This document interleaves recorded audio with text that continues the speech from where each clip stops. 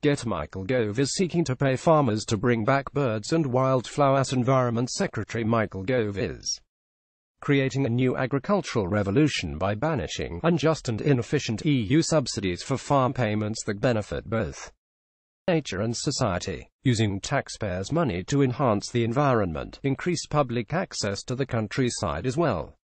Supporting rural communities with technology and infrastructure are at the heart of the Brexit Green Vision. The government is committed to maintain the £3 billion a year handouts to landowners until 2022, but will be publishing agricultural plans in the spring, with a move towards delivering public goods as a major plank of its support for farming. Building natural capital, the benefits and value nature gives to the nation, is a vital part of government thinking. Getty helping enhance the countryside and introducing others to rural settings are big government goals. We will design a scheme accessible to almost any landowner or manager who wishes to enhance the natural environment. Michael Gove. Although agricultural land represents 70% of British land use, its quality as a natural resource has diminished over the past 4 decades, with flora and fauna vanishing at an unprecedented rate. Traditional farmland birds such as the turtle dove, grey partridge, lapwing and skylark have witnessed catastrophic declines. Butterflies, bees and wildflowers have faced similar losses.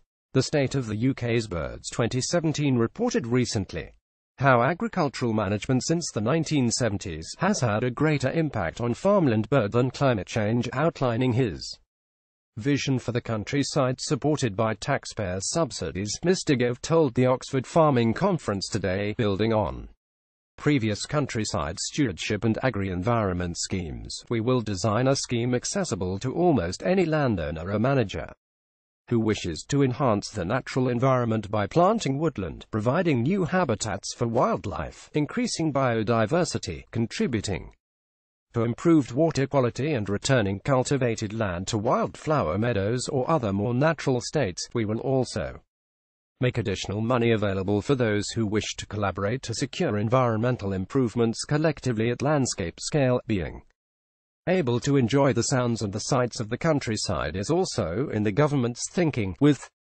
opening access regarded as a public good, albeit one that is a contentious issue. Mr. Gove told the conference, the more the public, and especially school children, get to visit, understand and appreciate our countryside, the more I believe they will appreciate, support and champion our farmers, to ease farmers' burden of near pointless, box-ticking bureaucratic exercises. To receive financial support, Mr. Gove is promising simplified systems in the future.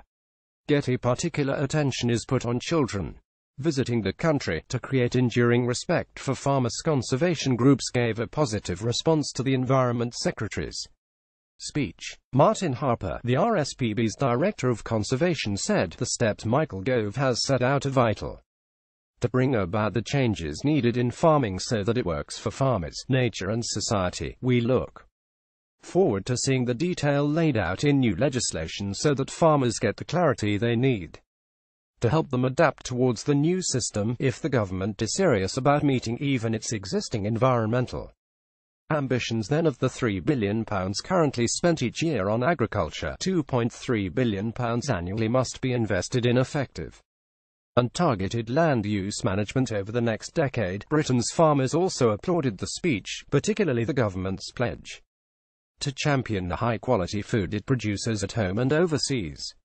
Getty. British farmers praised the move, especially pledges to champion farm-produced food. National Farmers Union President Myrick Raymond said his members were up for the challenge in working with the government in reframing agriculture policy for the post-Brexit world, and, with time to prepare, can ensure the introduction of a new ambitious framework suited to both the needs of the industry and the public. He added. Michael Gove also spoke about the importance of delivering benefits for the environment, something that farmers already advocate and perform highly on. Mr. Gove was absolutely right to recognize the vital contribution that uplands farmers have in maintaining their iconic landscape. Without the productive, resilient and profitable farm businesses across the country, we will not have the people to look after the natural environment.